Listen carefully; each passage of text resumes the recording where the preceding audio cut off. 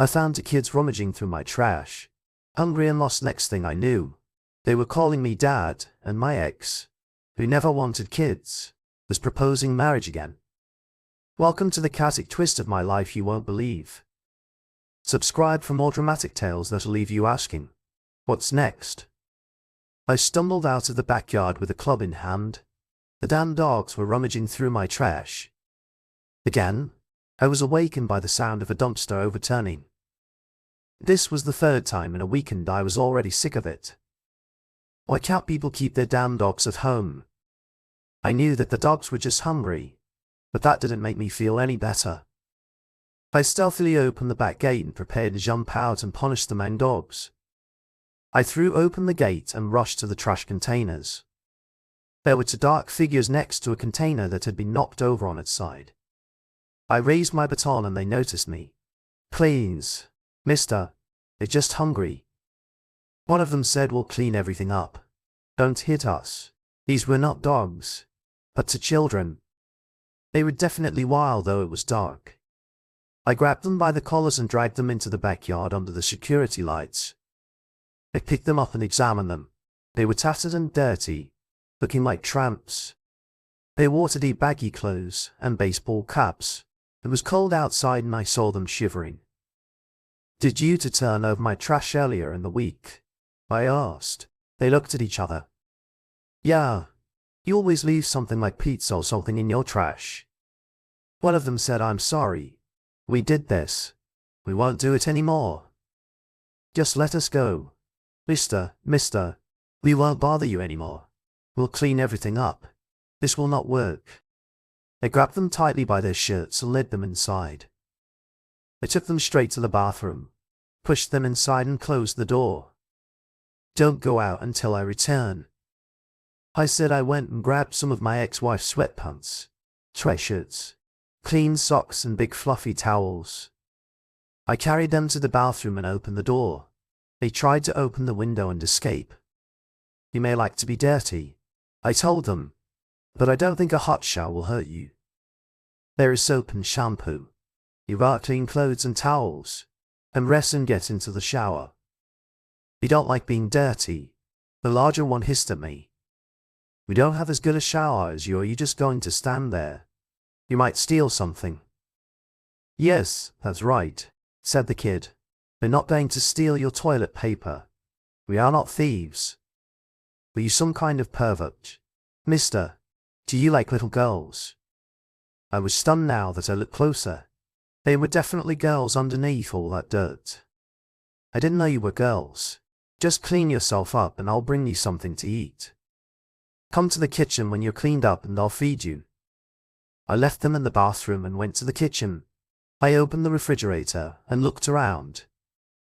There was cold fried chicken, half a bowl of potato salad, a half-eaten array of vegetables, some sandwich, pastrami and dill pickles. I divided the chicken into 2 plates. There were 3 pieces each and I added a big mound of potato salad.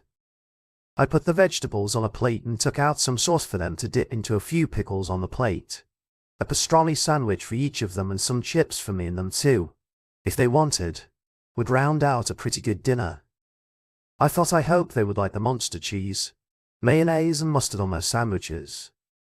I heard the bathroom door open quietly, and a whisper was heard outside the kitchen door. A minute later, 2 of the most beautiful girls I have ever seen walked into my kitchen. They had long, dark black hair and olive skin, the greenest eyes on earth, slightly almond-shaped, high cheekbones and just the cutest little noses imaginable made them a real match. They looked like they were still in their teens, maybe 11 or 12 years old. It was fun to see them in Brianna's clothes. She is a tall girl and they were very small. They had their sleeves and trouser legs rolled up and they looked like tramps pull up a chair. I invited them, "Do you like Coca-Cola or do I have juice or milk?" They both wanted milk. "My name is Alex North," I told them, pouring milk. I placed it on the counter in front of them. "Who are you?" "My name is Lily," said the larger one. "It's short for Margaret." She's stoutly. "Can we really eat it all?" "You can have more if you want sandwiches." I said, "He'll cook for you in the morning." I won't cook that to him. No, that's good. Thank you. Rose said. Lily looked at me suspiciously. What do you want from us? We don't do any nasty things. I laughed. No, me too. If any of you have any plans for my virtue, you will be disappointed. They clearly didn't understand my sense of humor. I'm not available to little girls. I said I could tell they didn't like the little girls reference, but they started eating. They ate like wolves. Hey, slow down. I told them chickens don't try to escape. The chickens are dead and the potatoes have never been very fast. The joke this made them chuckle, but they began to eat less greedily. Where do you girls live? I asked them. There's an empty house at the end of the block. Lily said we found a mattress and we have something to cover ourselves with. However, we are afraid that pill addicts will move there. Once they know it's empty, they'll do it. Do you want to sleep in a warm, clean bed today? I asked them. They looked at me suspiciously again. Oh my, I laughed. I have 3 free bedrooms. Well, they're mine too, but you know what I mean. They chuckled nervously. You have no money. Rose said we can't pay you. We're collecting cars, but we just spend it all on food. I'm not asking you to pay me. I said, did you hear me say that I want you to pay me? Why are you doing this? She asked. Why are you so kind to us, Mac? Call me Mac. I said, everyone does. Why are you being so nice? Mac, she asked. I'm not playing cute in any way. I told her I'm a good guy. Just ask my mom. This brought smiles to their faces. I like it. I decided that I would make them do this often. If I were you, I would want someone to be kind to me. I said. They seemed to be considering it. Can I have some of these chips? Rose asked. I pushed the bag and they both reached into it while they ate their sandwiches. I finished my sandwich. They drank milk and looked like they wanted more. I poured them another glass and they drank too. I was amazed, but they cleaned their plates down to the crumbs and ate all the vegetables. They must have been very hungry. Go to sleep. I told them each of you will have your own bathroom. There are toothbrushes, combs and the like, aspirin medicine for stomach pain, toothpaste and dental floss and first aid kits. Anything else you need, you should ask me. Can we lock the doors? Asked Lily. Yes, but you must open them within a reasonable time if I ask you to. I said. They looked at me. Strangely, the light came on in Lily's impossibly green eyes. He's afraid that we'll steal something, she told her sister. We won't steal anything. Mac, it's okay if you don't trust us. We don't really trust you either. I had to laugh. Okay. We have mutual distrust. You will soon realize that you can trust me. I almost never hurt beautiful girls. This brought another pair of dazzling smiles from me. I think they like the pretty part. They followed me down the corridor and into their rooms. I heard the locks click and smiled to myself, returning to bed. I lay awake for some time. What happened to these girls? Why were they going through my trash? Why were they on their own? Was their family? I was going to get some questions answered in the morning. I was getting dressed when I heard the floor creaking in the corridor. I opened the door. A crack and they crept into the living room. I decided they were about to leave, so I opened the door. Girls, are you ready for breakfast? I asked. They looked at each other. Maybe we should just leave. Lily said. You're not going to lock us up or anything. But you mean make you stay? I asked. They looked at each other again. They looked at me and nodded. No, I won't force you to do anything. I said it's against my rules to force people to do something, but I would like you to have breakfast with me. They looked at each other again. Will you let her go after this? Rose asked. If you want. I said, actually I was hoping you would want to spend the day with me. If you don't, that's okay. If you have an appointment somewhere. Yes, we need to meet with our stockbroker. Lily smiled. They lit her up like a Christmas tree. What are you going to feed us? No, are you going to feed us? Are you an English teacher or something? Lily asked. Actually, yes. I answered her. I teach English literature at the university. Cool. Rose said, we don't go to school too busy, but you're having breakfast, aren't you? I replied I was thinking about waffles with bacon. Do you girls like it? They did so. They went in, and they got out the waffle. While I was mixing the batter. They made waffles while I fried Tolu and DS of bacon. I'm kind of a syrup snob. I'm a coffee snob too. I let Lily turn the bacon while I ground the coffee beans and turned on the coffee maker. It all came together pretty well, and we had real maple syrup and waffles. They disgusted me by asking if I had coffee creamer. I'm keeping some for the barbarians and Brianna, and they love the vanilla cake. We ate all the bacon and they each ate 3 waffles. Girls, stick with me and in a week you will be fat as toads, I told them. They both laughed and it was the most wonderful sound I'd ever heard. Then they drank the milk like hungry calves. My pantry was in need of some replenishment. So tell me about Lily and Rose. I asked, what's wrong with you girls? Why are you rummaging through other people's trash looking for food? We took our coffee mugs into the living room and they told me a sad story. Their father was a car mechanic. He lost his job when they were young and started drinking and beating them. Their mother divorced him and they never saw him again. Detroit's economy was in complete disarray. Wow, Detroit was a mess and finding work there was hard. Their mother was driving a taxi and one night she took the wrong passenger. He stabbed her with a knife for the little money she hadn't left her to bleed to death.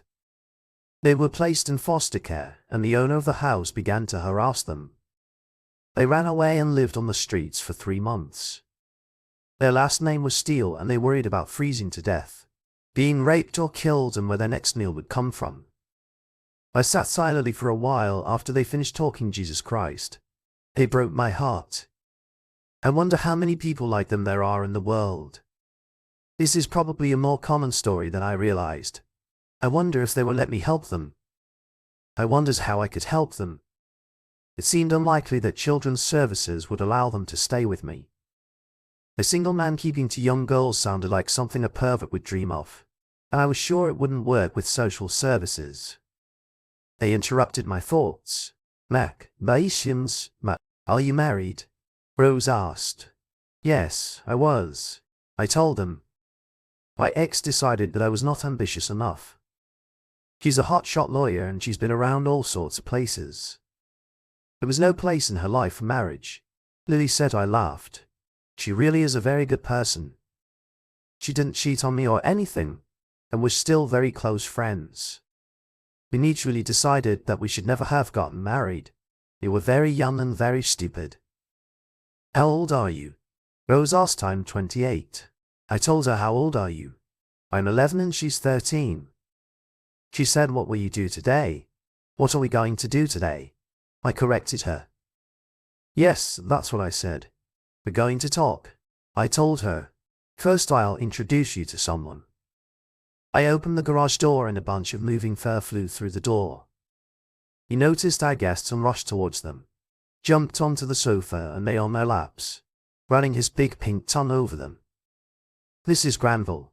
I told them I call him Grandma. They giggled hysterically as he licked them with his tongue. He weighs about 130 pounds and they couldn't move him. I'm sure he weighed more than them. Lie down. Grandma.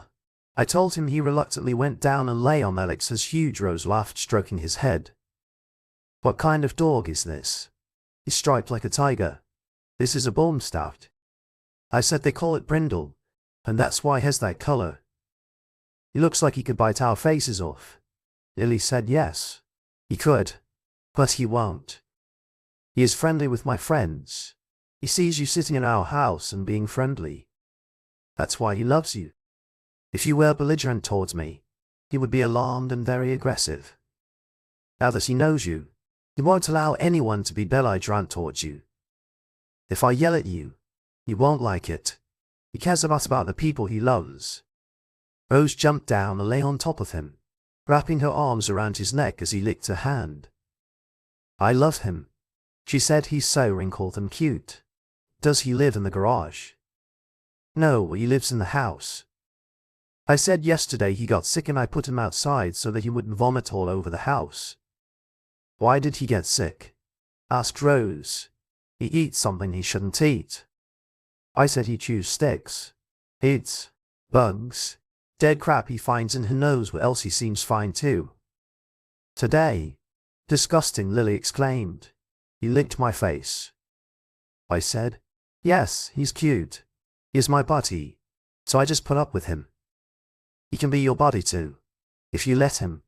You should take him for a walk. I took his leash and Lily wanted to lead him. He basically leads a person with a leash, so she stayed a few yards ahead of Rose and me and was dragged along. Rose put her little hand in mine. I looked down at her and she smiled at me. God, she was beautiful. Everything is fine? She asked. Of course, baby. I said I like holding hands with pretty girls. She blushed slightly but didn't let go of me. We walked a couple of miles and by the time we got back, Grandma was out of breath and drooling. It was cold, but he did it anyway. We drank more coffee and talked all day. Finally, I asked them if they would let me help them. What can you do? Asked Lily. I really don't know. I told them I could talk to Brianna. She's a lawyer, albeit a different kind. Maybe she'll have some ideas. Is this the same? Asked Lily. She's not her. I told her stop calling her that. Do you trust me? They looked at each other and then back at me. Yeah, I guess Rose said you were very kind to us. Lily said, well, let me call her and see if she comes. I said you like her. Just give her a chance. Bri was busy but said she would come over for dinner. Bri is a tall, gorgeous redhead head. She's hot as hell, but never realized it. I could tell the girls were impressed, and she walked in. She kissed me until my toes curled and hugged both girls. You replaced me. She winked at the girls. No, Bri, you're irreplaceable. You know, I joked. She was really pleased. I told the girls that we were still friends and we were. We were friends with benefits. We still had great intimacy together, sometimes once a week or more. Sometimes she would come and stay with me for a week or so and we would make love like rabbits. She simply didn't have time for a husband in her life and I doubted she would ever be married again. She loved me in her own way and I loved her too. We just couldn't be married. We got along great as intimate buddies, but when we got married we fought like cats and dogs. So who are your new girlfriends? She asked. She smiled at them and I realized they were dazzled. I am Lily and she's Rose. Nice to meet you. Bree said, you know this guy is dangerous, right? Not for us. Rose said, I think he could be dangerous to someone he was an enemy with. He has a club and a very large dog. Bri poked Granville with the toe of her boot, and he snored in protest. Hey, big guy. She knelt down and hugged him. Do you miss me? He rolled his eyes but couldn't muster the strength to lift his head. What's the matter, Mac? She asked, what did you want to talk to me about? Not that I mind being invited to dinner. He's a fantastic cook. Girls, if you can motivate him. I think he cooked lamb chops. Lily said, we have never had anything like this. I explained we had dinner and I explained we need your help, BRI. I told her we don't know anything about legal things. The girls are orphans. Well, their father may be alive, but no one knows where he is. He abandoned their mother was killed. They were in foster care and some idiot started groping them. They ran away and are living on the streets. They were rummaging through my trash looking for something to eat and I caught them. Now we're trying to come up with something to prevent them from returning to the streets. She looked at me for a minute. You want them, don't you? Jesus Christ, Mac. You've always wanted children and because I didn't give you any, you want them, don't you? I blushed. Yes, I kind of want to. What do you think is the best way to do this, BRI? I don't think it's possible. She said no family court will give you 2 young girls. You're a single man. This is a recipe for disaster.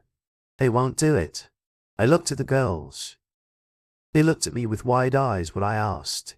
They looked at each other and burst into tears. They both ran up and hugged me. Did you want to keep us with you? Rose sobbed. I cannot believe it. I didn't think we'd ever find anyone. She couldn't continue from sobbing. I held them tightly. Yes, girls. I thought about it. You need someone to look after you. I need someone to look after me. I thought we could do this together. Their little bodies trembled and they clung tightly to me. I looked at Bri helplessly as tears streamed down her cheeks. She looked from the girls to me. Damn it. Mac, look what you did to me. Just when I think I know you always surprise me. What should I do with you? There was a strange expression on her face, as if she was seeing me for the first time. Let me think for a few days. Girls, you will come with me. You can't stay here with Mac. It would ruin everything if it ever came out. Mac, we're taking Grandma with us. I can't stay at home and I'll have to look after them. She looked like a tornado when she spun and carried the girls and Grandma out of the house into her Mercedes. I'll call you. She said she called for about 30 seconds 3 times over the next 2 weeks. I didn't see her or the girls until she called me Friday morning and said she wanted to meet me for dinner at AZOS, a cute Italian place in Pontiac. We went there often. When I arrived, she was already there, sitting at the bar and men were circling around her. When she saw me, she jumped up and left them drooling. We walked up to the booth. She nudged me and sat down next to me. She usually sat opposite me, so I knew something was going on. We ordered and she didn't say anything for a while. You know I love you. Right, Mac? She finally began. Yes, I love you too. I said I don't mean that I love your mom or anything like that. I'm in love with you, Mac. I've always been like that since that day at Cedar Point. You're the only man I have ever loved or will ever love. She said I trust you unconditionally. I love everything about you, except the fact that we were married. You know what I'm like. I like to be free. No obligations. No baggage. Nothing to tie me down. I love my job and my life. I don't love them any more than I love you, but I don't have to choose. You are as faithful as Grandma. We have a mutual understanding. I don't make love to anyone, but you, I've never done this. You know you always understood me. That's why this is all going to sound weird as hell. I laughed. It looks like kind of an unpleasant surprise. I said she gave me a you idiot. Look, yes. I'm afraid that is so. Will you marry me, Mac? I almost choked on my wine and the trachea is a bad place for this. When I came to my senses, I just sat there with my mouth open. Stop being a fool and answer me. She barked hell. No, I finally managed. Why, Bri? We make each other unhappy. In a month we'll be at each other's throats. What's wrong with what we're doing now? She replied, this has nothing to do with us. It has to do with the sweetest, most adorable girls on the planet. Mac, I'm head over heels in love with them. You completely ruined my life when you invited me that night. They are desperate to see you. They cry and beg me every night to come and see you. The problem is that I'm not going to give them up. Never in my life have I had so much fun and pleasure as since they have been with me. None of us has a stable home environment. No judge in his right mind would give them to any of us if we were married. They would give them to us in a heartbeat. So I need them and I'll have to take you as part of the package. If you want them, you'll have to put up with me. Can we do this? Mac, I doubt it. I told her you're as bad as me. You come home drunk. You never show up on time for anything except your work. You may not come home at all or even call me. Damn it. Bri, we've been there and done that. Yes, I know. The point is, what if things are different now? I can't wait to get home tonight. I always call them if I'm late, and since I've had them, I've only had 1 glass of wine a night. It never occurred to me that I could feel this way. Marry me. Mac, give me a chance. I think we need to talk about something. I said, so speak. What the hell are we doing? Do you think I'm just flapping my gums here? Tell me what's about to happen. You want me to start first? I took a long sip and signaled to the waiter for another glass of wine. Shoot.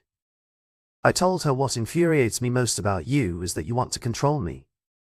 She said you must know everything I do in the smallest detail when I'll be there. Who I am with what I'm doing when he'll be home. You're kind of paranoid.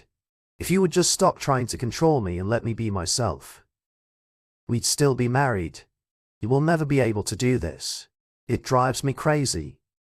Surely you already know that you are the only man that you are interested in. You know that, right, Mac? Yes, probably. I said. It used to irritate the hell out of me. I was afraid that you would find someone and leave me. This will never happen, she promised. I've never even thought about another man since the day I first met you. I go out to dinner with clients and colleagues. I go dancing with groups, men and women. I am having fun. This is what I do. But from the moment I met you, no man or woman has ever touched me intimately and never will. Do you believe me? Yes, it's the same for me. I trust you. Bri, I know that you will never harm me. You're just so carefree and carefree. I am as in love with you as I was on the first day of our wedding. I think you feel the same way about me, and we were comfortable where we were. Well, I'm not like that anymore. She said. There are two girls who need a family. I love them almost as much as I love you. I love them more than my job.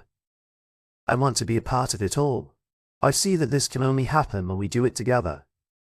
So will you give me a chance, Mac? Will you marry me and try to love me so we can have this family together? I will never have children. I'm too vain and selfish to do this to myself. However, you can take these girls. Marry me, Mac, and I'll do everything I can to make you extremely happy. Okay, obviously. You've had time to think about it. I said give me some time to. Okay. She glanced at her watch. You have 20 minutes. She said, oh my God. Do I have some kind of deadline? I asked. Yes. They will be waiting for us outside in 20 minutes. She said they should be here in 10 minutes. They will walk with Grandma for about 10 minutes and then a car will pick us up to take us to your home. We quickly finished our food and went outside. There was a limo waiting there, but the girls were nowhere to be seen. The driver told us that they were walking the dog. He didn't seem to approve of the dog. Maybe he didn't like the drool on the upholstery. We waited a few minutes and I saw them rush into the car. Let's go, Lily said. As they approached us, there's a guy watching us. Grandma doesn't like him. He growled at him. I looked down at the sidewalk and saw a young man approaching. He was about 20 years old and had tattoos and piercings. He was wearing a knit cap, a hood, and his trousers looked like they were about to fall off of him. I think he was under the impression that he looked like a bandit. What are you looking at? He turned to me. Nothing. They're just leaving. I said, I think it's all yours. A good sports jacket. Beautiful women. A big car. He said, looks like you have some extra money. The dude was crazy. I was 8 and taller than him and probably 100 pounds heavier. I also don't have a fat belly. I think you better move on, boy. I told him my dog really doesn't like you. He came within about 4 feet. I'm not afraid of any dog. He said, how much money do you have with you? He put his hand under his jacket to the top of his trousers and I saw a flash of metal. I kicked him in the chest and he flew back. A gun fell out of his pants and onto the ground. Billy lost her grandmother's leash when he jumped. The guy had the presence of mind to protect his face with his hand and I heard the crunch as Grandma broke his forearm. He screamed and the grandmother tore the sleeve of his hood. Get up to your feet, I shouted. He pulled down his sleeve and sat down next to me. The guy was rising on the ground and I walked over and knelt down next to him. Grandma was next to me. Take it, Grandma. I told him. He jumped forward and the guy froze. His huge jaws closed on his neck. I think you're an idiot. I told him. What, are you an idiot? He nodded slightly, his face frozen in fear. Say it. I told him. He didn't answer. By Grandma. I said. He screamed slightly and I saw blood run down his neck as the huge fangs tore the skin. You could hear the snoring air coming in out of Grandma's nose. Say it. I repeated, I'm an idiot. He breathed. How much money do you have? I asked him. Give it to me. He reached into his pocket and Grandma must have squeezed him tighter. Slowly, I told him. Then he turned around. He pulled out a package and handed it to me. Let him go, Grandma. I said. He reluctantly let go and the guy backed away. I'll give you a 20-yard head start, I said. Then I will send him to you. I suggest you run fast. He ran like a sprinter. He went up about 15 feet and his pants fell down. He stumbled violently, jumped up, pulling up his pants and holding them with his good hand. As he ran, "You need a belt," I shouted. I turned to the girls and all three stood with their mouths open. What? I asked. Bry was the first to unfreeze. You're a nasty son of a. You're not to be messed with. Mac, remind us not to make you angry. The girls rushed to me and I hugged them. Oh my God. Mac Rose whispered into my chest. I thought this guy was scary. You did it and didn't even break a sweat. Think you did this for us, didn't you? Well, no one messes with my girls. I told her he left you a small donation for your college fund. I handed her the package. She counted it and found $1,700. He must have robbed a few more poor suckers recently. She shared it with Lily and we got into the car. I turned back a little, hugging Lily, and noticed something of Anna's coming for us. I said, I know Bree said it contains some of our things. I raised one eyebrow at her. Yes, I know I take a lot for granted. She chuckled. Girls. Max said yes. We will get married again and keep you with us. They gasped and screamed. Really, Mac? Asked Lily. Really not? You were right. We love Bri. He was so kind to us. We have a ton of new clothes, and she got us into this wonderful school. Will make you guys so proud of us. I promise you will never regret it. We know you will, darling. Don't worry about it. Bri said. I was in some shock. I tried to say something, but the words wouldn't come out of my mouth. Are you okay? Mac Rose asked. Bri laughed. No, he goes into full panic mode. His carefree ordered world is turned upside down. Everything in his house is spotless. Everything is in perfect condition. He'll have women's panties hanging in a shower and will mix up his books and leave drinks on the coffee table, and it'll drive him crazy. Honestly, I don't know how he manages to live with Granville. We'll have to love him so much that he won't care if there are crumbs on the table. Do you think we can do this? I think you can. Billy laughed. I don't know how we are. He loves pretty girls, Bri assured them. All you have to do is bat your lashes at him and he will melt. Although he will be angry with me. This will make me angry in you. You. Girls. You'll have to love us for it. Okay? Oh, I groaned. I didn't actually agree to any of this. I said Bri behaves like a normal hurricane and simply sweeps us off our feet. Do you love Bri?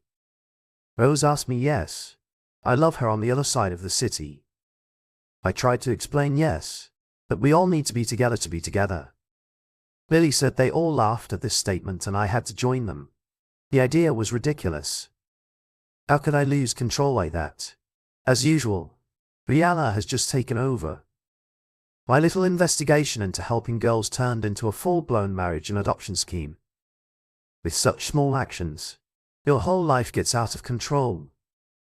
I thought it was a foolhardy plan and told Bri as soon as we got to my house there was a flurry of activity and movers were carrying mountains of stuff inside and putting them in different rooms. To my surprise, piles of women's clothing appeared one after another in Lily and Rose's rooms. Where did you girls get all this? I asked Lily, as she rushed past. Bri took us shopping a few times, she said, disappearing into her room. Bri poked her head out of my room. God, Mac, don't you ever get rid of anything? You have things that you had when we got married. I'm throwing this away. I need drawers and closet space. I rushed to rescue my school jacket with letters from the trash. Stop it, Brianna, I shouted. These things cannot be thrown away. If I didn't want it, I wouldn't have it. Damn it. This is my home and I will throw your bony fifth place out if you don't stop. She stuck her head out and gave me a fierce look. Bony fifth place. Huh, she snorted. She grabbed me by the sleeve of my jacket and dragged me into the bedroom. It looked like a cyclone had hit in one motion. She locked the door, pulled her dress over her head and leaned over, placing her hands on the bed. It took my breath away. He wasn't wearing any panties. We made love. The next morning, I slept until 10:00 and then stumbled into the shower by the time I shaved and showered. I began to feel vaguely humanoid. Brian was still sleeping, her flame-colored hair falling in her face as she lay on her stomach. God, her fifth place was amazing. I went into the living room, and Grandma was asleep, drooling over a pile of my best shirts. I said I took a glass of orange juice and a bun. Let's go, Grandma. Let's leave this scene of destruction. He raised his head, rolled his eyes and rose to his feet with a groan. We went out into the backyard and he did his thing, then came over to lie on my legs. I soaked up the sun, feeling as lazy as a big fat lizard. It was a very warm day for this time of year. The door opened and Rose came out with a glass of milk and a bun. Hello, Angel. I waved my hand at her. Hello, Mac. She closed the door. She stood there for a minute and then walked over to the glider where I was sitting. Is there enough room for me? She asked. I moved over and she sat on my lap, placing her feet on the empty space I had made. She curled up with a sigh and took a bite of the bun, her big green eyes piercing my soul. Mac. She began muffin crumbs scattering across our laps. I told her thirsty, drink milk, swallow, and then talk. She giggled, but didn't try to speak again until her mouth was empty. Mac, she began again. If you adopt us, will you be our dad and Bri? Our mom. Would you like this? I asked her. Oh yes, she said. Bri would be the coolest mom in the world. You're not cool, but I think you're more reliable. I love you and I think you'd be the best father in the world. I almost choked. Well, I muttered. I think it's good to be reliable, even if you're not cool. She laughed. I didn't mean it. I mean, she's like a force of nature and you're like a mountain. You know she really loves you.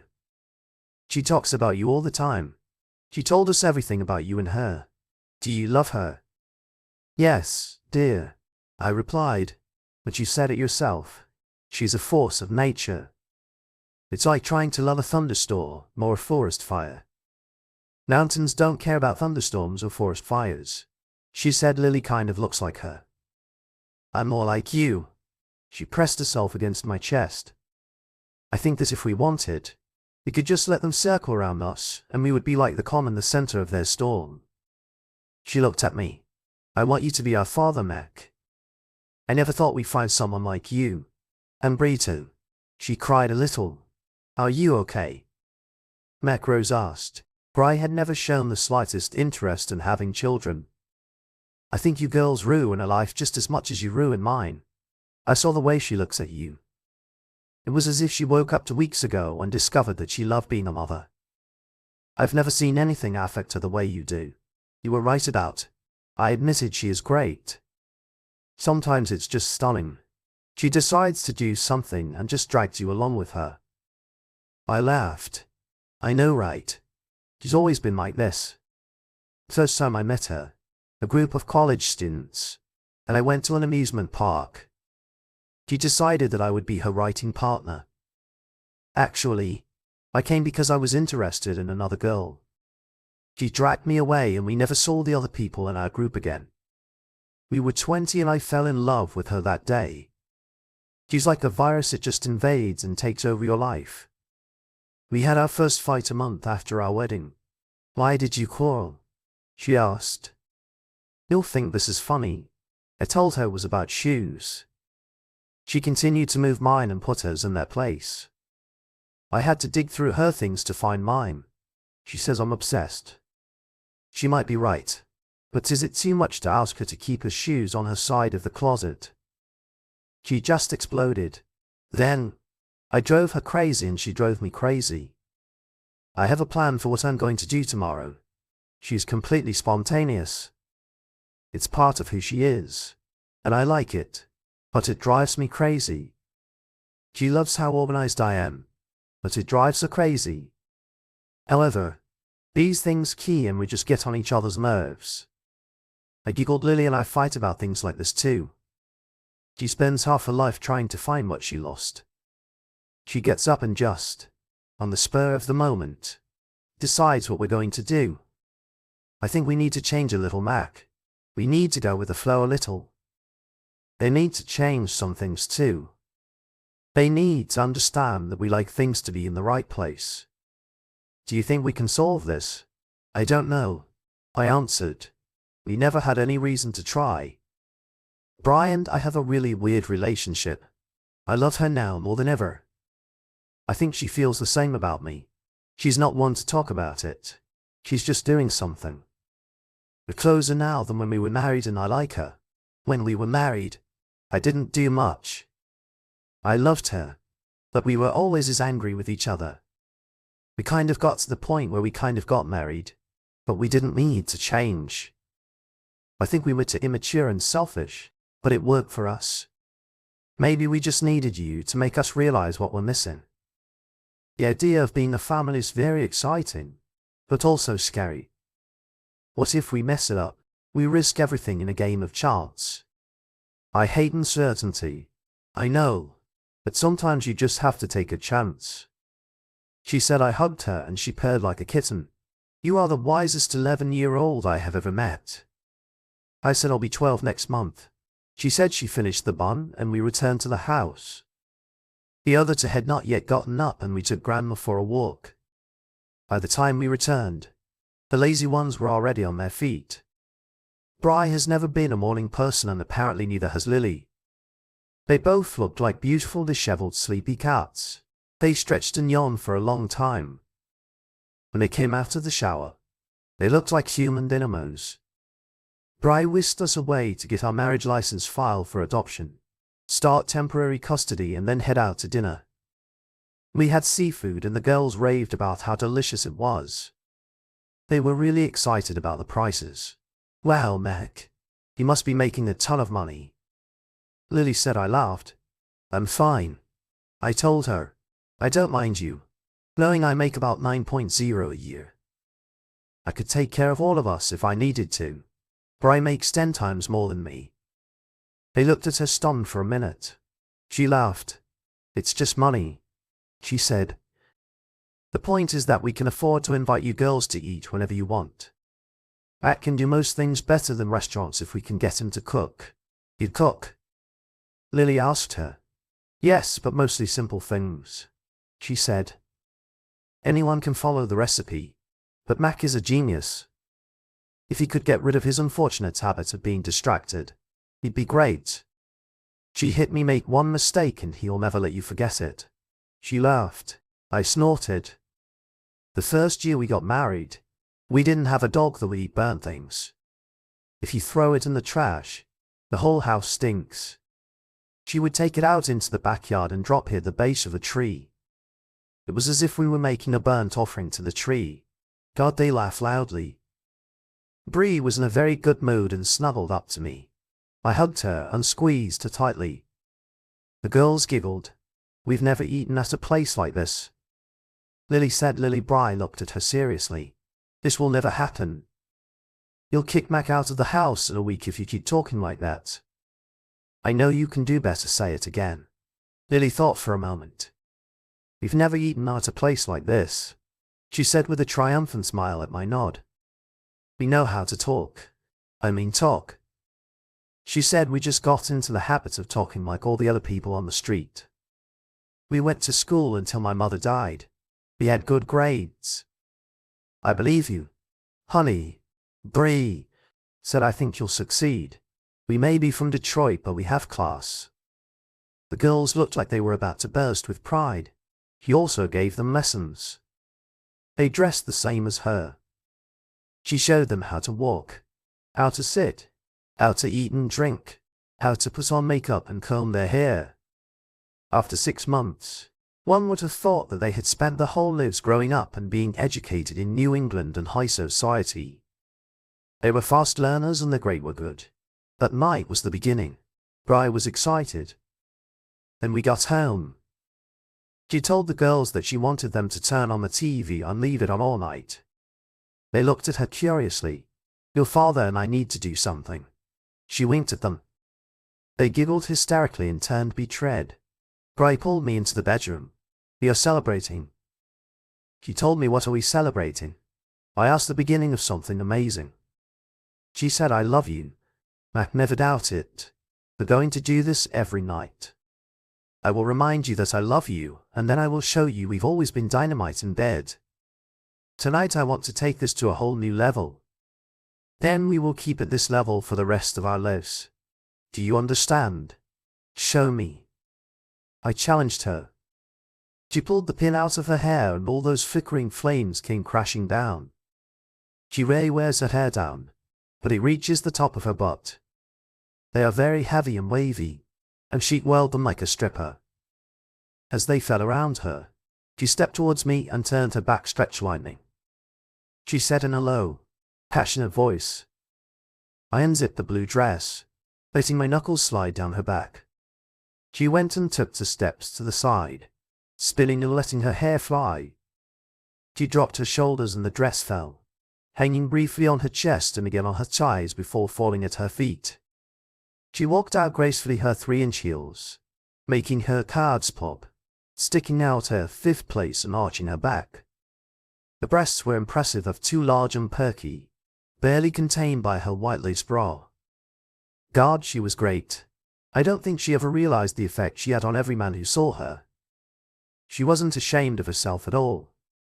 The men revolved around her flame and she looked at them like so many fireflies. She turned all that smoky heat on me, and I think I was the only man who ever saw it. Her hands stood behind her back and her bra fell away, leaving those impressive breasts jumping out, magnificently exposed to creamy white skin, showing freckles here and there. I think someone is overdressed, she teased. And what are we going to do about it? I asked. She came gliding like flowing water, pushed me onto the bed and straddled me, her knees resting on the bed next to my hips. I could smell her arousal. There was a subtle scent, almost masking the Chanel she always smelled of. It was a faint musky scent, carnal and seductive. Her thin, blonde, defty fingers undid the buttons on my shirt, pulled the tails out of my trousers, pulled them off my shoulders and left my hands trapped. She pushed my back onto the bed, reaching to unbuckle my belt and pants before tugging on the waistband. I obediently raised my hips and she pulled my pants down to my ankles. They were hanging on my boots and she untied them, removing them in my socks before kicking off my pants. This was a whole new level of sensuality, even from Brie. She was always hot, but she turned into a neon sign that said "Take me" in pink letters. This was the woman I always knew she was and could be. She was a creature of fascination and mystery, waiting to be taken and claimed. I think that was the moment I truly realized how much I loved her. I knew I would die for her and would never question that sacrifice. We got into a very passionate, wild love that we never experienced before. She raised her head and looked into my eyes. Mac, I love you, she said. I always knew it. I'm selfish. I know that too.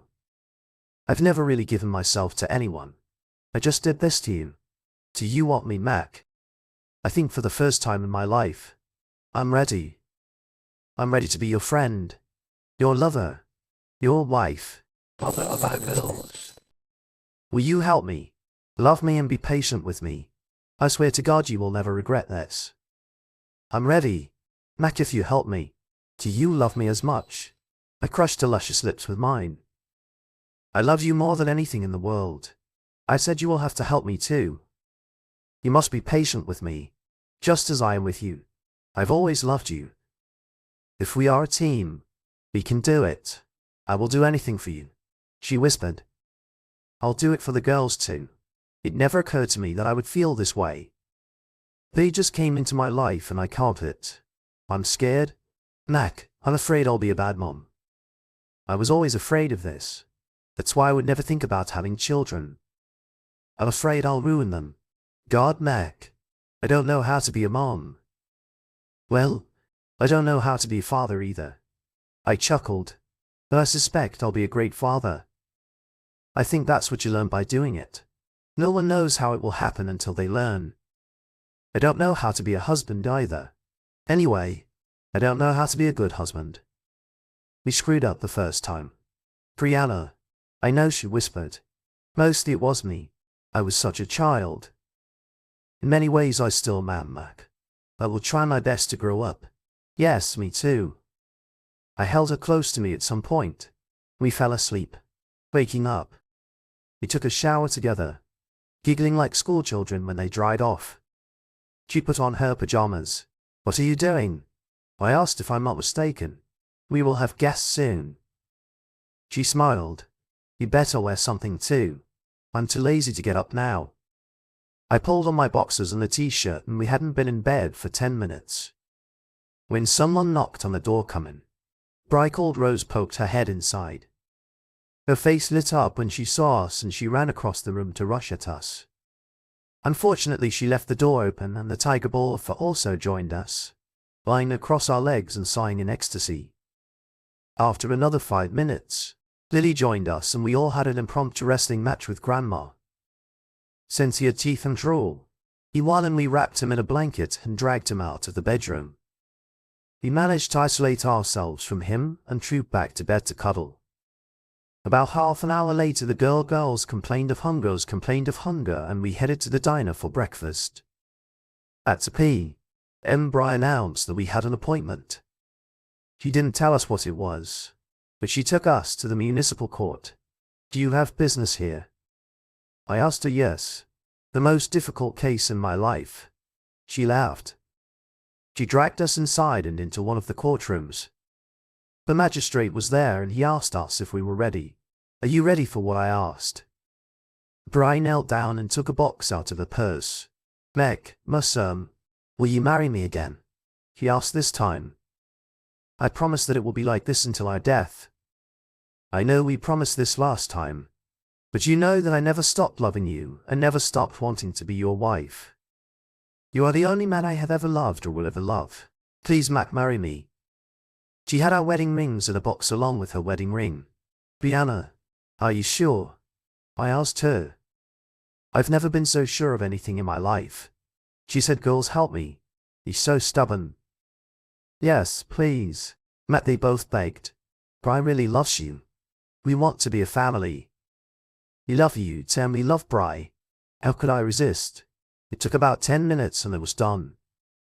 Bri took us to a new Greek restaurant. She knew she was going to celebrate, and I saw my life unfold before my eyes. The most gorgeous woman in the world is my wife, and in my bed every night, to stunning daughters who will quickly become beautiful women. Is there happiness? Can we do it? Only time will tell. It took us about a month to get custody of the girls.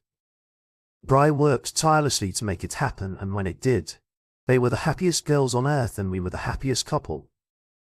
Bri sold her apartment and we lived in my house.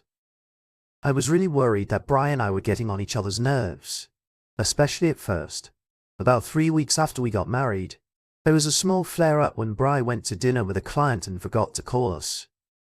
When she returned home, she was greeted by 6 accusing eyes. What? She asked. Rose picked up the phone and Bri's eyes flashed with understanding. She opened her mouth and burst into tears. She ran up and gathered us all on the couch, knelt down in front of us, and just started sobbing. I'm so sorry, she managed. I just forgot to call. I should have called. Please do not be mad at me. I'll try not to do this again. I don't promise not to do this, but I will tell my assistant to remind me. I couldn't think of anything other than finishing this meeting and getting home while I was there. Do you forgive me? Stokely. Lily Mac. I'm so sorry. I don't think Bri has apologized a dozen times in her life. This was the beginning of a completely new relationship between us. We both tried our best to make each other happy, and the girls were amazing at helping us. At times it seemed to me that we were children and they were adults. We had some small disagreements, but I have never been so happy and content in my life. There was a private school on campus where I taught and enrolled the girls there. They traveled with me to and from school, and we became close during these trips. They talked to me about everything and they just filled my life with their enthusiasm. When classes ended, we went home and they immediately went to their rooms and did their homework. It usually took them a couple of hours, and when they finished, they took Grandma for a walk. We started dinner at 5:00 p.m. if we ate at home, and Bri usually got home by 6:00 p.m. if she was going to be late. She called in advance, and on those evenings we usually went out to eat. When Lily turned 16, Brianna asked what she wanted for her birthday. She told us she wanted to get her driver's license. She studied and practiced for 2 weeks and she passed the exams on the first try. The night before her birthday, Brianna talked to me in bed. I want to buy her a car. She said, "Okay, what kind of car is this?" I asked her. I want to buy her a new Camaro convertible. She said, "How much does it cost?" Lost. I asked, "Jesus, Merc, does it really matter?" She asked, "Do you think we'll go broke?" No, I don't think it matters. I said, "I'd just like to know everything." Bye, she kissed me. "I'm sorry I attacked you. I think we can get the one I want for around 6.0. I whistled. This is a big, expensive car. She's an amazing girl, though she deserves it." Yes, Brianna smiled. There were a lot of bad things in their lives. Maish, let's make sure they only have good things now. He ordered the car. It was bright yellow with many black stripes and a black interior, and went ahead and got a big V8. Against my better judgment, Brianna thought it would hold its value better, and she was probably right either way. I knew she would drive Lily crazy. When the car arrived, he parked it in the garage, and when it was time to go to school, the girls grabbed their bags and followed me to the car. Bri was in the garage and I didn't unlock the doors. Dad Rose said, "Let us in." "You won't go with me today," I shouted. "You drive the car. Lily Mom isn't going to work." She asked them, "What will I ride?" I pressed the garage door opener. "You, VJ Tam, will be driving." I pointed inside the garage. Her big green eyes became round as saucers. Neither of them moved for a minute, and then Lily began to cry. Large tears rolled down her cheeks, and she trembled like an aspen leaf. I jumped out of the car and Brianna ran down the driveway. I hugged Ed. Lily and Bri joined me. "What happened, dear?" I asked her. "We thought you would be happy. This is your car. We give it to you for your birthday."